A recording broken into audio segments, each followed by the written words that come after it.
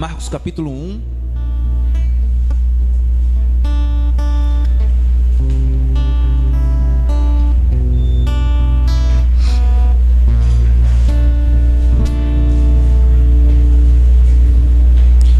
Vamos lá. Livro de Marcos, versículo Marcos 1.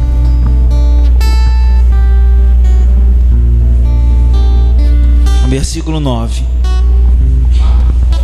1:9. As crianças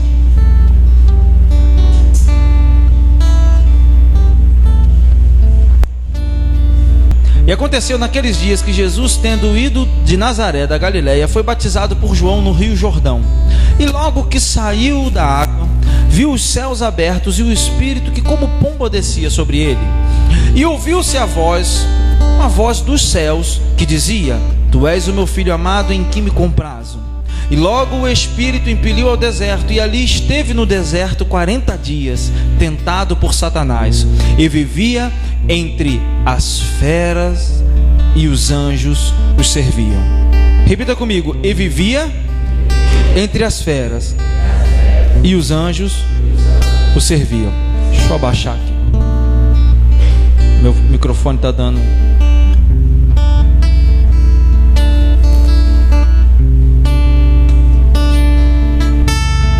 Amém. Amados, todo mundo sabe o significado de um deserto.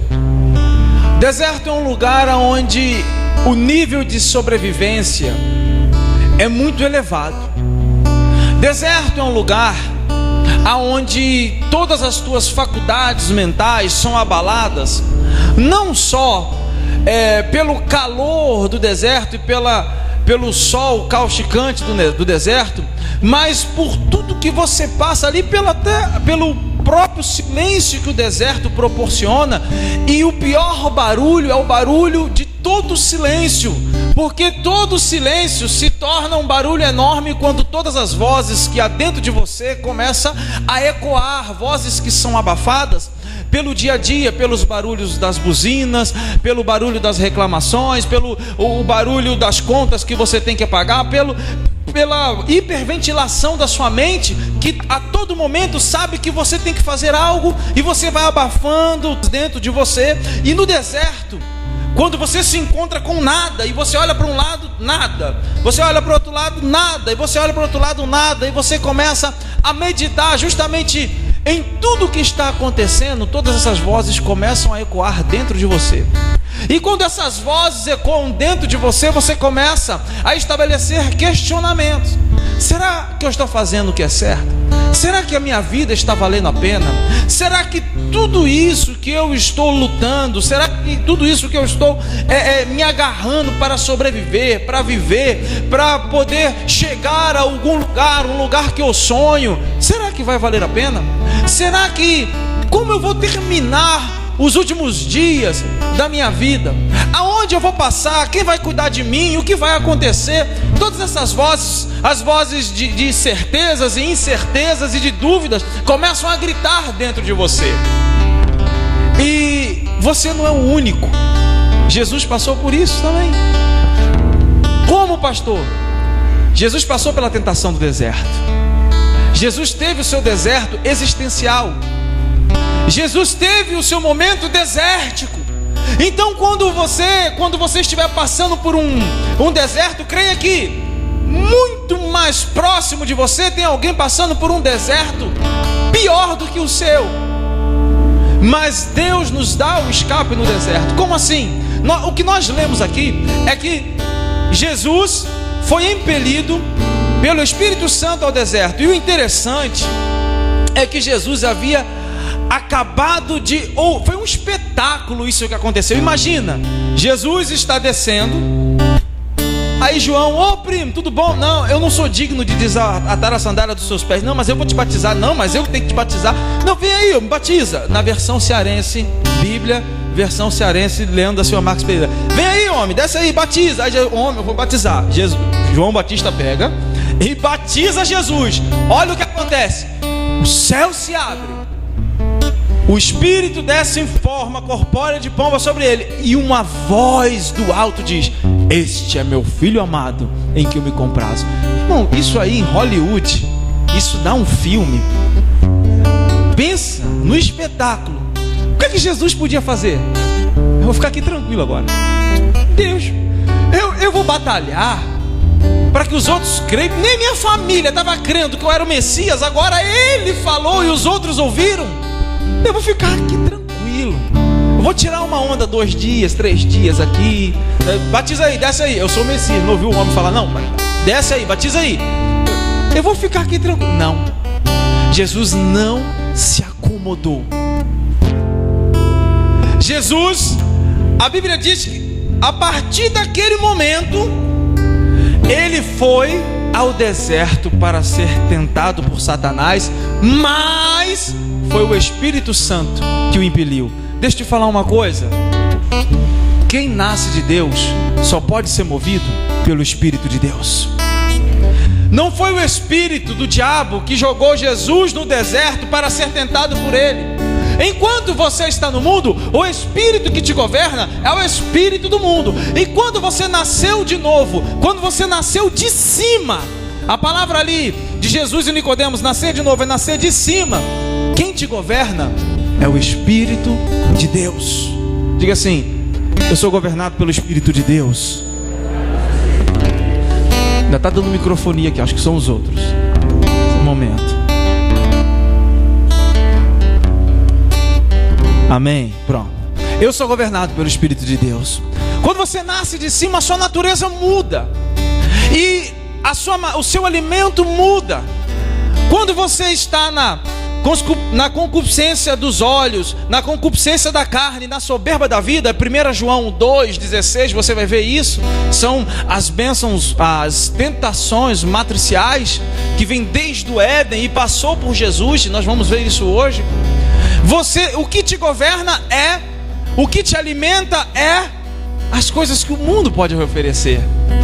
Enquanto o cara não passa um final de semana, se o final de semana dele não tiver como é que chama, aqui desce redondo, não tiver uma escola, não é final de semana. Não tiver um red label, meu final de semana não é o final de semana. Por quê? Não, porque eu não desci redondo. Eu prefiro subir quadrado do que descer redondo. Mas amém. Você sobe quadrado com Deus, você desce redondo, a opção é sua. Deus não te amarra e não te lança para lugar nenhum, não. É você que vai caminhando com seus pés. Ele só te dá o conselho: para por aí enquanto é tempo. Amados, Jesus poderia ficar ali tirando uma onda, poderia ficar ali dizendo: eu vou estabelecer um governo aqui agora. Mas ele foi para o deserto. O comodismo é o primeiro passo no degrau da desgraça e da queda no mundo espiritual. Porque logo após o comodismo vem o arrefecimento da fé, o esfriamento da fé. Logo depois do comodismo, a sua fé fica fria e você diz: eu não preciso mais estar entre os irmãos, eu não preciso mais frequentar nenhuma reunião, eu vou ficar aqui na minha casa mesmo. Tá bom, eu estou tranquilo. Não, meu irmão, você é ungido hoje para fazer uma coisa, amanhã saiba que o Espírito já vai preparar um deserto para que você seja treinado. Homens e mulheres de Deus com uma capacidade fenomenal em Deus são treinados no deserto da vida. Não existe treinamento em Deus na Disneylândia da espiritualidade. Não existe treinamento em Deus no Hip Hori. Não tem o Hip, esse Hip Hari. No meu tempo isso é Hop Hari. Porque Hip Hari era desenho animado no meu tempo. Não tem.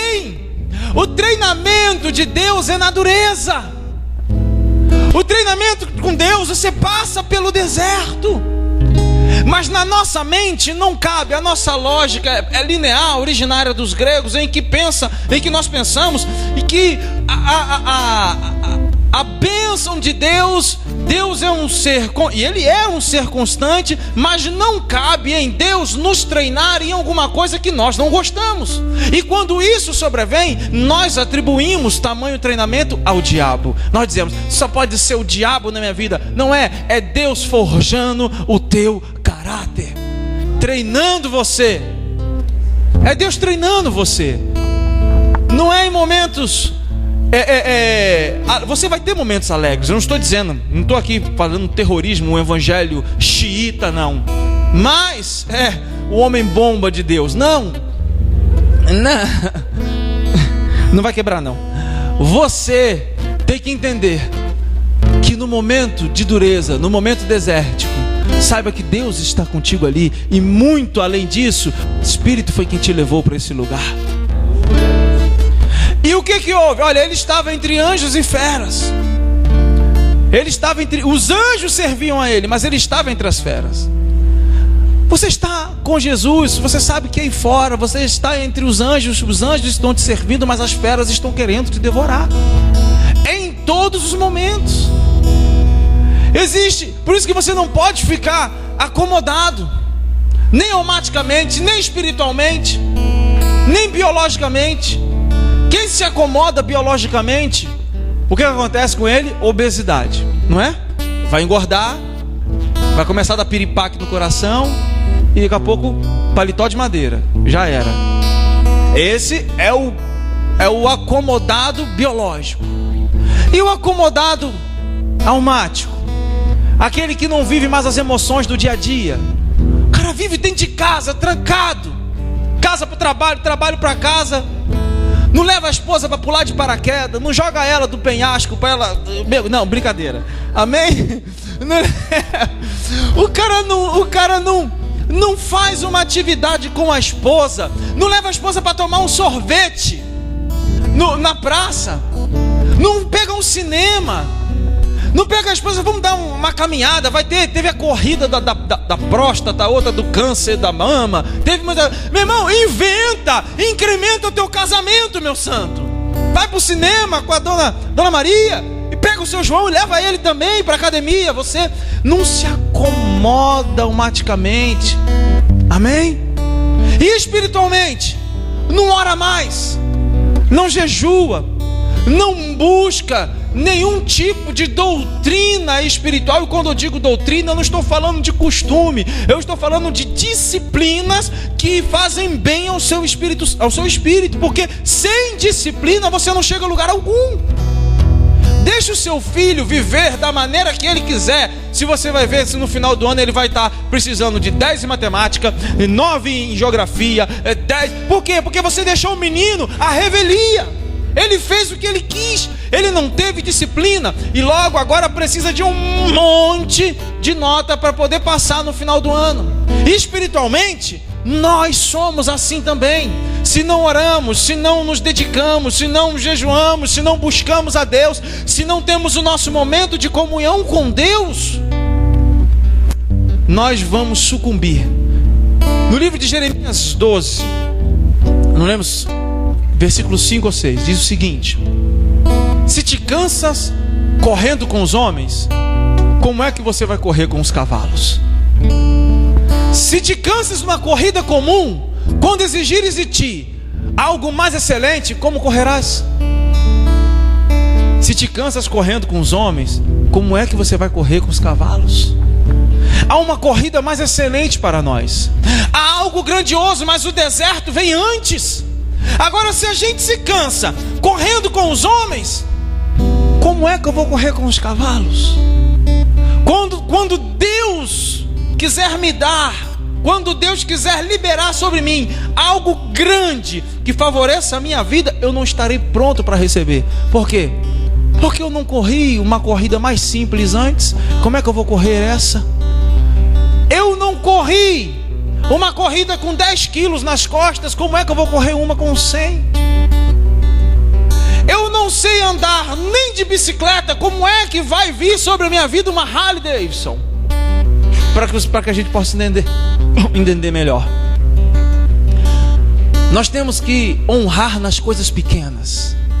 Nós temos que começar a despertar o nosso espírito para a vontade de Deus, porque tudo quer nos abalar. Amados, Jesus foi tentado à nossa imagem. Mas ele era Jesus. Mas ele foi tentado à nossa imagem e nada pecou. Agora nós somos tentados à semelhança dele e pecamos o dia inteiro. Porque ele foi tentado à nossa imagem. Nós somos tentados à imagem e semelhança dele, que já venceu na cruz. O nosso papel não é vir aqui na igreja para conseguir uma vitória. A vitória já foi te dada na cruz. Amém? Dá um amém bem forte aí. A vitória já foi te dada lá.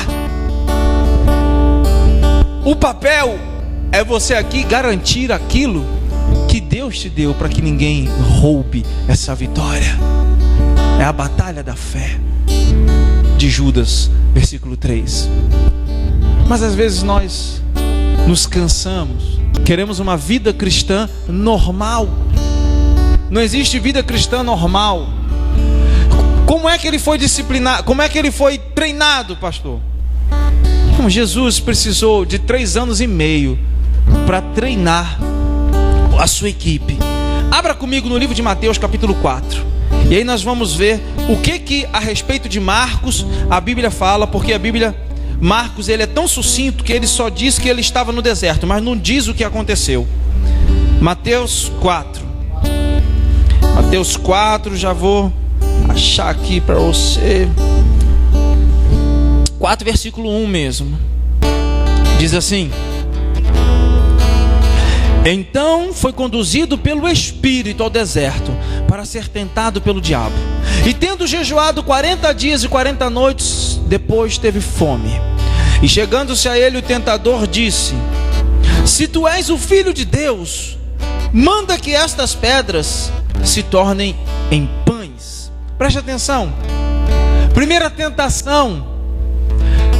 Nós somos tentados segundo aquilo que já há em nós. Tiago, irmão de Jesus, diz que nós somos tentados, engodados segundo as nossas próprias concupiscências. Lembra que eu falei 1 João 2,16? Concupiscências dos olhos, concupiscências da carne e soberba da vida. Essa tentação já estava no Éden, quando a serpente veio e diz: olha lá o fruto, concupiscências dos olhos. É desejável para comer, né? Olha aí, ó, concupiscência da carne. Mas ele não quer que você coma o fruto, porque você vai ser mais sábio do que eles, vai vir inteligência sobre você. Soberba da vida. E Jesus estava sendo tentado de maneira diferente, mas de igual modo. Aprenda uma coisa: o diabo sempre vai mudar a estratégia, mas ele nunca vai desistir dos seus planos. Ele muda a sua estratégia, mas ele nunca desiste dos seus planos. Ele vem com uma verdade vestida de mentira, com um logismo mentiroso, para que você possa acreditar naquela verdade, sendo que aquela verdade ela tem roupa de verdade, tem cara de verdade, tem até voz de verdade, mas o seu espírito é mentiroso. Toda casa é um monte de tijolos, mas um monte de tijolos não significa que vai ser uma casa. São duas verdades diferentes. Então, quando ele vem sobre Jesus dizendo: você não é filho de Deus? Agora preste atenção. O que Deus havia acabado de falar para Jesus? Este é, vocês estão aí comigo, me acompanhando? Este é meu filho amado. Deus tinha acabado de falar com Jesus: este é o meu filho amado. Tinha acabado de acontecer uma testificação, como eu falei antes, hollywoodiana. Todos ouviram a voz dizendo: este é meu filho amado. E a primeira coisa que o diabo atacou Jesus foi na identidade. Depois foi naquilo que já estava dentro dele: a fome.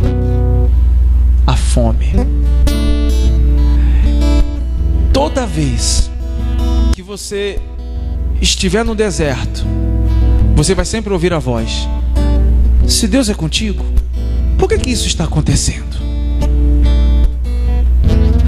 Na nossa mente se criou um evangelicalismo triunfalista em que nós gritamos, porque eu sou filho do rei, e tem uma cambada de filho do rei que parece o filho do rei Momo, mas não parece o filho do rei, porque quando a confissão vem, eu sou filho do rei, sabe como é que tem que vir essa confissão?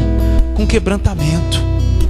Não é um grito de ufanação, porque eu sou filho do rei, dai-me o que é meu por herança. Está parecendo um filho pródigo que matou o pai antes dele morrer em vida e pegou toda a sua herança e saiu para gastar tudo. Quando você ouvir uma declaração, porque eu sou filho do rei, eu mereço, a declaração cheio de soberba e jactância, essa pessoa não entendeu o que é ser filho do rei. Ser filho do rei, que é Deus, significa que pela misericórdia Ele te salvou, que você não merecia. Ser filho do rei significa que você estava num império, que a Bíblia não chama as trevas de reinado, mas de império, e você estava lá escarfundeado nesse império, jogado às traças, num lamaçal, numa região abissal, escura, aonde ninguém te enxergava, mas Ele veio com o seu infinito amor e te resgatou das trevas para o reino do Filho do seu amor, e hoje você está em luz. E quando você diz eu sou filho do rei, tem que dizer com gratidão, com contritamento, com quebrantamento no seu coração, e jamais com jactância, com ufanação e com soberba. Eu sou filho do rei, algo que vem de gratidão, de reconhecimento. Eu não merecia, mas Ele me salvou. E aí essas vozes se estabelecem na nossa mente porque a gente não conhece, nós não conhecemos a nossa identidade. Às vezes nós somos indigentes espirituais. Indigentes espirituais. Por quê? Quem é você em Cristo? Eu não sei, eu vou para a igreja todo domingo, sabe, aí Deus me abençoa, aí as coisas acontecem, aí eu tô legal, pastor, eu até orei uma oração, e eu acho que Deus falou comigo. Não! Você, meu irmão, é filho de Deus, resgatado em Cristo Jesus, essa é a sua identidade. Então se quebrante diante dEle, todos os dias se humilhe perante Ele, subjugue o seu corpo a Ele, você vai ver o que vai começar a acontecer. Deus quer se revelar a você. Ou você acha que Deus só quer falar com você através de domingo aqui, eu pregando aqui? Você acha que precisava de eu pregar depois do louvor, depois das ministrações? Deus já falou com muita gente. Deus fala, meu irmão. Deus falou hoje comigo no casamento tremendamente. Chegou o noivo no casamento. O noivo chegou, todo mundo na mesa de manhã. Aí o noivo, tudo bom, tudo bom. Aí foi cumprimentando. Parecia que era o noivo. Todo mundo deu importância, tudo bom e tal. Meu irmão, quando a noiva entrou, parecia que estava entrando Barack Obama. O que é? A noiva. Eu falei, pro noivo ninguém fez isso. Pra noiva. Aí, parecia que Jesus estava. Eu comecei a pensar, olha, porque o nosso casamento, ele tem todas as heranças fenícias, gregas, babilônicas, e tem muita coisa misturada, e não tem nada de judeu no nosso casamento. Ele não tem nada a ver com o casamento bíblico. Não significa que você não vai casar, não vai ter um vestido de noiva. Isso é ser cultura, não tem problema. Você não está pecando, ninguém está pecando porque casou vestido de branco, porque teve bolo de noiva, nada disso. Mas a importância no casamento não é para a noiva. Me desculpe as mulheres agora. Amém? A importância é para o noivo. Porque é o noivo que vem buscar a noiva. É o noivo que vem buscar a sua igreja. E aí sabe o que? Não é a noiva que vem buscar o noivo, que espera o noivo. Eu tô aqui. Você não vai vir não, macho? Não, irmão. Aí sabe o que aconteceu? O noivo saiu para resolver um negócio, e quando a noiva não vinha, rapidinho, um negócio que ia acontecer, e o carro quebrou e deu um problema. E a noiva chega e o noivo não chegou. E ela foi chegando, eu acho que falaram para ela assim, não, entra aí, vem que ele já está vindo. E nada do noivo chegar. E a noiva, eu falei, agora o negócio está ficando bom. Deus começou a ministrar no meu coração, olha, o noivo vem buscar sua noiva. Porque Jesus diz: eis que vou preparar lugar, e aonde eu estiver, vocês vão estar também. E Ele vai voltar e vai arrebatar a sua noiva. Ele vai buscar a sua noiva. E aí Deus começou a falar comigo ali no casamento, o que aconteceu, e profeticamente através da igreja. E depois até o pastor aproveitou um lance para falar também sobre isso. Falei: meu Deus, será que nós estamos esperando o noivo? Ou será que nós estamos preocupados com aquilo que temos que comer, com aquilo? Porque olha o que Ele falou: você está com fome, Jesus? Você sabe a sua identidade? Tu não és filho de Deus? Então transforme o pão, transforme a pedra em pão. Quantas vezes você é tentado durante a sua vida a transformar pedra em pão? Sabe o que é transformar pedra em pão? É dizer: eu não vou por esse caminho não. Eu vou fazer aquilo que me dá vontade. Eu estou com ódio. Eu vou fazer aqui. Olha, eu não aguento. Quer saber uma coisa, pastor? Eu sou de carne. Eu falei mesmo, eu não vou mentir para morrer preto. Eu falei. Meu irmão, quando vocês vêm com uma frase antes de dizer o que fez, que é: eu não vou mentir, eu falei: lá vem. Agora o negócio vai pegar. Eu não vou mentir. E eu aprendi isso aqui no Ceará. E eu amo isso, porque isso chama-se sinceridade. Amém? É melhor do que você tratar com a pessoa e a pessoa: pastor, eu não fiz. Falaram isso de mim. Eu sou incapaz de fazer isso. Aí você vai ver a pessoa virar as costas, a pessoa está subindo o chifre aqui. Falsidade. Pelo menos é sincero: pastor, eu não vou mentir, olha, aconteceu isso mesmo. Aí você sabe como tratar a pessoa, porque a pessoa está sendo sincera. Ela está valorizando, o tempo que você está ali investindo com ela. Não vai derrubar, pode deixar aqui. Então, amados, transformar a pedra em pão é fazer aquilo que dá vontade. É deixar com que o que está aqui dentro venha sair com toda a ferocidade, a ponto de você desonrar a Deus e não esperar o momento de Deus na sua vida. Jesus estava com fome. A Bíblia diz: Ele estava com fome. Satanás disse: eu vou pegar ele aqui. Transforma a pedra em pão. Quantas pedras você tem transformado em pão? Quantas vezes no deserto você diz: está difícil, eu não vou tomar esse caminho não, eu vou por um caminho mais fácil. Minha carne já não aguenta mais. Irmãos, nunca diga: foi o inimigo, pastor, porque o inimigo me fez pecar. O inimigo só dá ideia, meu irmão. Já está dentro de você. Ele só mostra para você. Ninguém acorda com a trouxa de cocaína assim, flutuando assim, dizendo: oi, eu sou a cocaína, eu sou o crack. Oi, não, ninguém nunca viu isso. Ninguém acorda com uma escola, um litro de Red Label, tocando violão, fazendo seresta para você, dizendo: me beba, me beba. Não. Só é dada a ideia.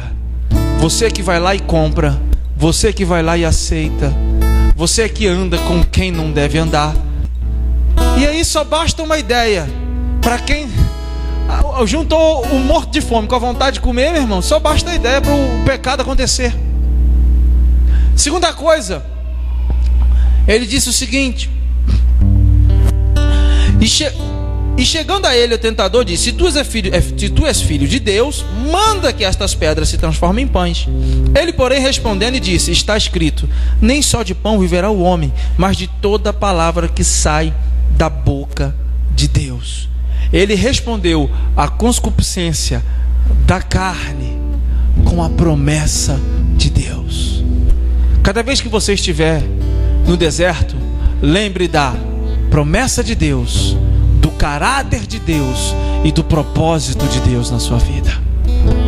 Estabeleça um triângulo entre promessa, caráter e propósito. Ele respondeu à concupiscência da carne com a promessa de Deus. Esse caminho é mais fácil, mas eu sei o que Deus tem para mim. Eu estou sendo tentado a transformar essa pedra em pão, mas eu sei o que Deus tem para mim. Promessa de Deus. Se você não conhece a promessa de Deus a respeito de você ou dele para a sua vida, você começa a andar em caminhos, ou melhor, são descaminhos, são caminhos de perdição. Porque para quem não sabe aonde vai, qualquer lugar serve, porque qualquer lugar leva a lugar nenhum. Você não sabe para onde vai mesmo? Quando você ajusta o GPS, como é que você faz? Ele mostra o ponto aonde ele está e o ponto aonde você vai chegar. Não é assim o GPS? Se você não sabe onde você está, como é que você quer saber onde você vai chegar? Você tem que ter um ponto, um norte. E depois ele diz, olha, acompanhe comigo. Capítulo 4 ainda diz o seguinte: então o diabo, no versículo 5, o transportou à cidade santa e o colocou no pináculo do templo, ou sobre o pináculo do templo, e disse-lhe: se tu és filho de Deus, lança-te daqui abaixo, porque está escrito: aos seus anjos dará ordem ao teu respeito, e tomar-te-ão nas mãos, para que nunca tropeces em coisa alguma, ou em alguma pedra. Presta atenção. Ele pega Jesus e diz: tu és filho de Deus mesmo? Então vem para o pináculo do templo. Pináculo do templo, lá embaixo era uma ebuliência de pessoas passando. Era uma área em que pessoas de várias regiões, de cidades em volta e até de longe estavam ali. E seria algo assim dantesco, Jesus se jogando e os anjos segurando Jesus. Jesus se joga, todo mundo: quem é aquele? Vai morrer. De repente os anjos. Teria testemunho maior do que esse? Jesus não precisaria ficar testificando a respeito de si depois. Jesus ficou 3 anos e meio dizendo: eu sou. Se você soubesse quem eu sou, é porque o eu sou fala contigo. Os seus pais viram quem é Abraão, mas aqui está quem é maior do que Abraão. Porém eu vos digo, eu sou. 3 anos Jesus gastando saliva, se desgastando, suando, andando para dizer que era o Filho de Deus. Iria tudo acabar aqui, ó. Se Jesus decide fazer isso, acabava. Sabe o que é pular do pináculo do templo? É dizer: eu vou me jogar, eu vou fazer algo tão grandioso, ainda que seja por vias erradas, mas quer saber de uma coisa? As pessoas vão me conhecer, eles vão saber quem eu sou, eles vão de uma vez por todas entender o meu propósito. E aí nós tomamos o caminho errado, nós nos jogamos do pináculo do templo. Tem um monte de gente se jogando no pináculo do templo aí. Eike Batista se jogou no pináculo do templo. O meu objetivo é aparecer na Forbes entre os mais ricos do mundo. Tá aí. O que perdeu mais nos últimos anos, perdeu em um só dia o que teve gente que demorou para perder em 10 anos. E vários outros. Tem um monte de gente se jogando no pináculo do templo. Meu irmão, tudo tem o seu tempo. Tudo tem o seu tempo.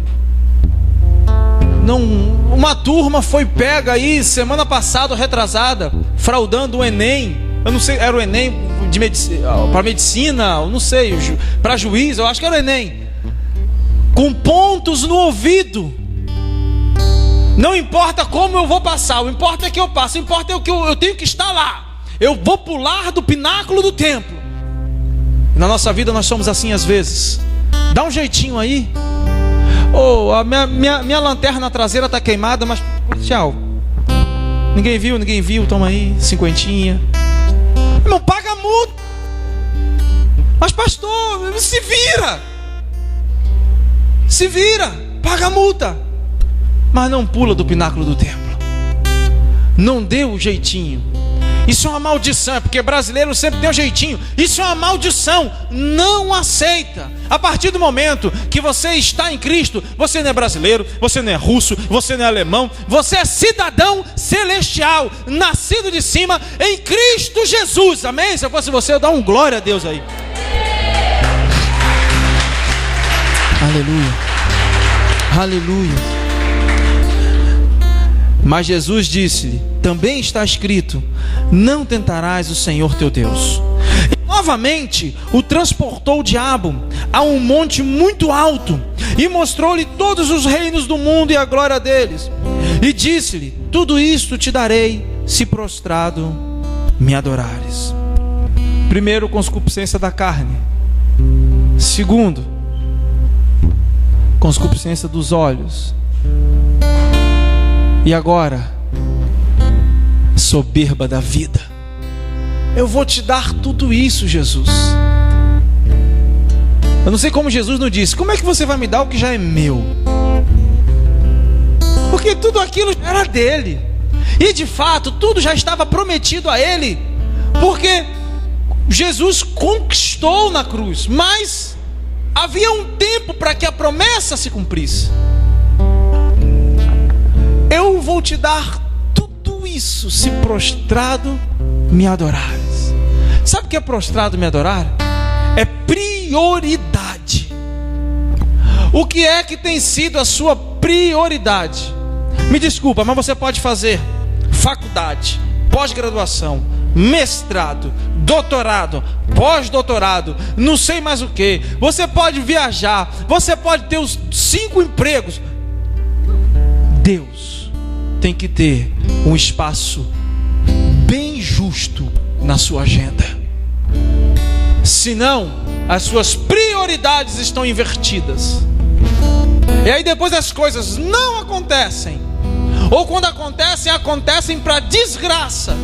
E a gente fica falando: se foi Deus que deu, por que tudo isso me sobreveio? Mas pastor, se foi Deus que abriu essa porta de emprego, por quê? Porque você não priorizou, não honrou, não reconheceu e não agradeceu com atos de gratidão, que é pelo menos um tempo justo na sua agenda para Deus.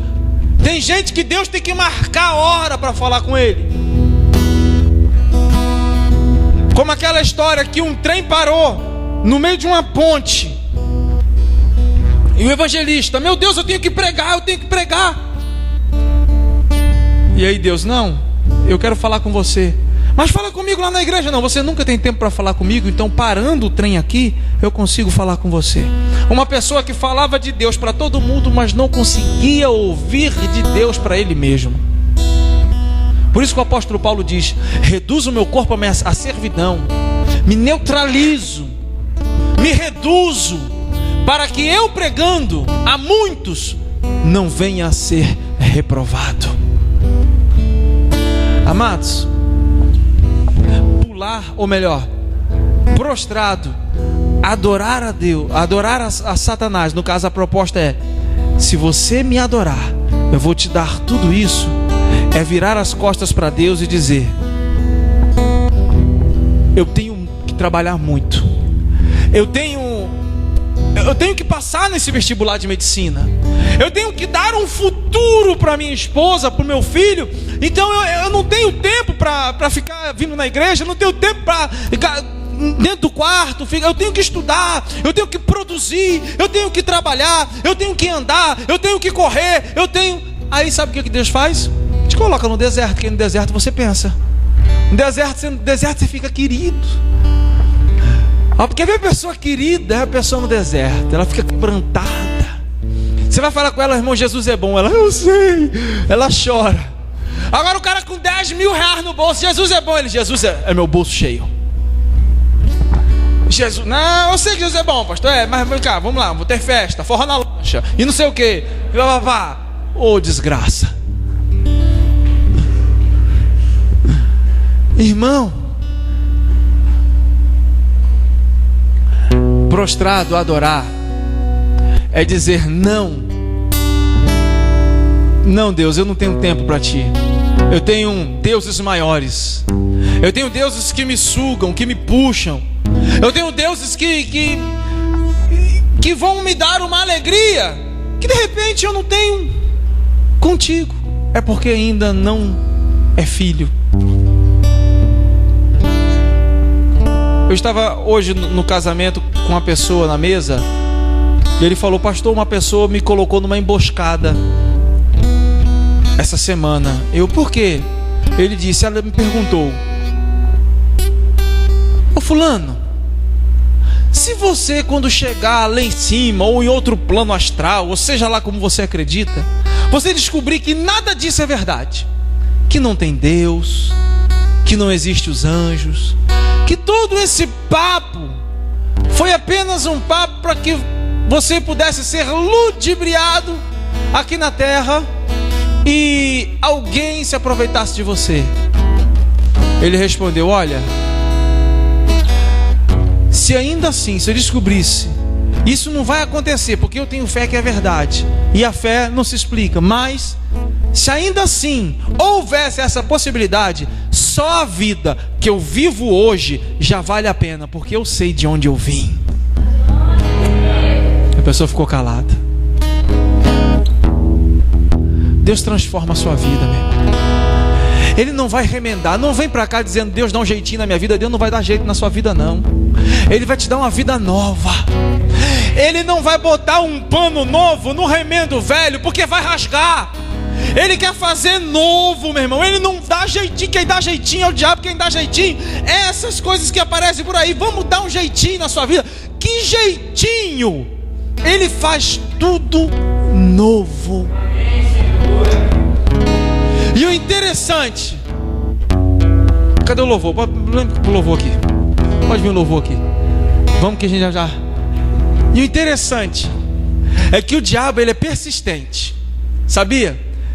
Ele, olha, se há alguma virtude no garfo sem dente, é porque ele é o diabo, tá? O garfo sem dente. Ele é persistente, ele não desiste. Não desiste. Nós somos, muitas das vezes, desistentes, mas ele é persistente. Ele veio uma, veio duas, e quando é que ele foi embora? Quando Jesus disse: somente ao Senhor teu Deus adorarás, somente a Ele prestarás culto. Sabe o que eu vejo? A última, aleluia. Sabe o que eu vejo? O diabo indo uma, duas vezes e dizendo: eu vou quantas vezes for possível. Mas quando Jesus tocou no assunto adoração, ele recuou. Ele falou: vou dar uma investida aqui na adoração, porque se ele cair nisso já era. E Jesus disse: eu vou adorar somente a Deus, somente a Ele prestarei culto. Está escrito, mas é uma decisão minha. Jesus não fazia apenas porque estava escrito. Jesus fazia porque era decisão dele. Deus não é um Deus que quer que você faça porque está escrito na palavra. Deus resolveu ser escolhido. Resolveu ser escolhido. Ele ama a humanidade inteira. E porque cada pessoa do mundo não está dentro de uma igreja agora? Por que tem jovens agora com um 38 na cabeça e o traficante está dizendo: ou você me paga ou eu te mato agora? Por que tem pessoas agora com uma corda no pescoço, dizendo, amarrado nos caibros, dizendo: ninguém me ama, ninguém me quer, não há mais chance para mim, não há mais vida em mim, só há dor, e como só há dor, eu quero acabar com essa dor, mas a única maneira de acabar com a dor é eliminando a minha própria vida, então tirarei minha vida para acabar com a dor, e se mata. Por quê? Deus não ama eles? É lógico que ama, ama e muito, mas ele resolveu ser escolhido. A decisão é sua. É você quem escolhe. A decisão partiu de Deus quando Ele semeou o seu Filho, liberou o seu Filho, deu o seu Filho, amando o mundo. Agora a resposta que você dá a esse amor é que vai fazer a diferença na sua vida. Ele já fez a parte dele. E você? vai fazer a sua? Deus já fez. Deus não precisava fazer mais nada. Mais nada. Se nenhuma bênção acontecesse, se nenhuma porta se abrisse, já era motivo para a gente morrer feliz. E ainda assim Ele nos libera graça, misericórdia, bênçãos e benefícios todos os dias. Somos nós que não despertamos para isso. Quem nós somos em Cristo?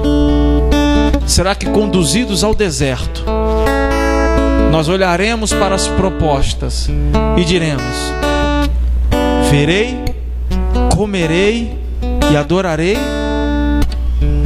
Ou eu vou dizer: eu sei as promessas de Deus, eu sei o caráter de Deus, e eu creio no propósito dele para a minha vida. Aplauda o Senhor, meu irmão. Se coloque de pé. Se coloque de pé. Somente ao Senhor teu Deus adorarás, e a Ele prestarás culto. Não dá tempo para que a gente venha falar o que é adoração, a verdadeira adoração, características do adorador. Não dá tempo. Mas vamos louvar aqui, e que o espírito de adoração possa estar entrando na sua vida. Nós vamos, durante esses 2 minutinhos, 2, 3 minutos que nós vamos ficar louvando aqui, você vai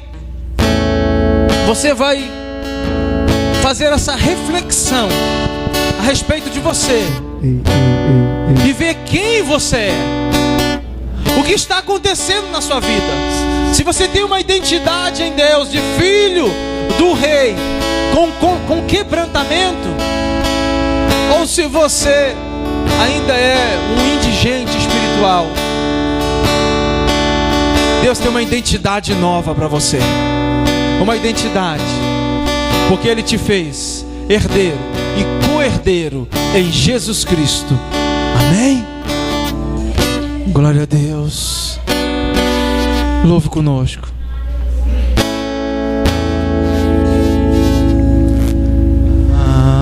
Aleluia.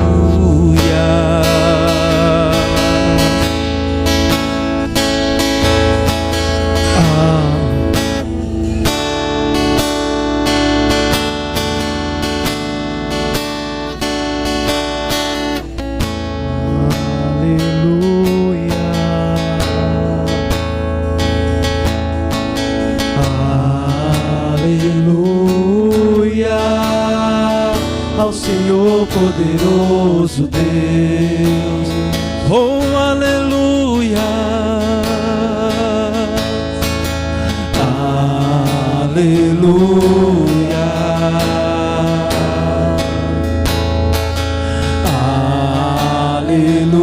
aleluia, ao Senhor poderoso Deus. Diga aleluia a Ele. Aleluia, Santo, Santo é o Senhor Deus poderoso, digno de louvor, digno de louvor. Tu és santo, Santo é o Senhor Deus poderoso, digno de louvor, digno de louvor, digno de louvor, digno de louvor. Tu és santo, aleluia, é o Senhor Deus poderoso, digno de louvor, digno de louvor, digno de louvor. Amém.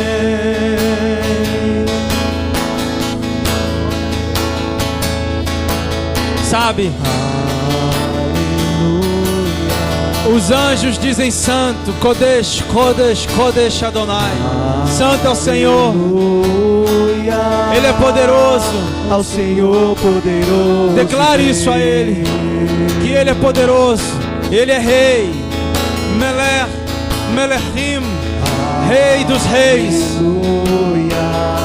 Oh, aleluia.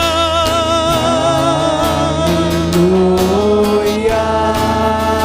Ao Senhor poderoso Deus. Aleluia. Aleluia. Santo, diga bem forte a Ele. Santo é o Senhor, Deus poderoso, digno de louvor, Digno de louvor. Tu és santo, Santo Ele é o Senhor, Deus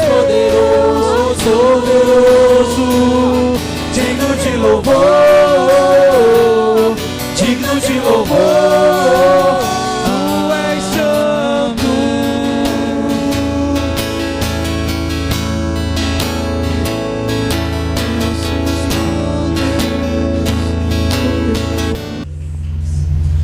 Deus quer fazer coisas grandes. Existe pessoas lá fora que estão perecendo no crack, na cocaína, e a responsabilidade é nossa. É nossa, porque a Bíblia diz que a natureza geme, esperando a manifestação. Não é a manifestação dos crentes, não é a manifestação dos evangélicos, é a manifestação dos filhos de Deus. Quem te chama de crente é a Isto É, a Veja. Quem te chama de evangélico é a Época, a não sei o que mais lá. Primeiramente, você tem que saber quem você é em Cristo. Você é filho de Deus. Essa é a sua identidade. E depois, você é discípulo. Pouquíssimas vezes aparece na Bíblia a palavra crente, mas discípulo aparece toda hora. Um seguidor ama o que o mestre faz. Um seguidor, ele tem paixão por tudo aquilo que o mestre faz, mas ele não faz o que o mestre faz. O discípulo, ele imita o seu mestre. E a Bíblia diz que aquele que está em Cristo, pois ande como ele andou. Amém? Glória a Deus. Aplauda o Senhor, volte para o seu lugar.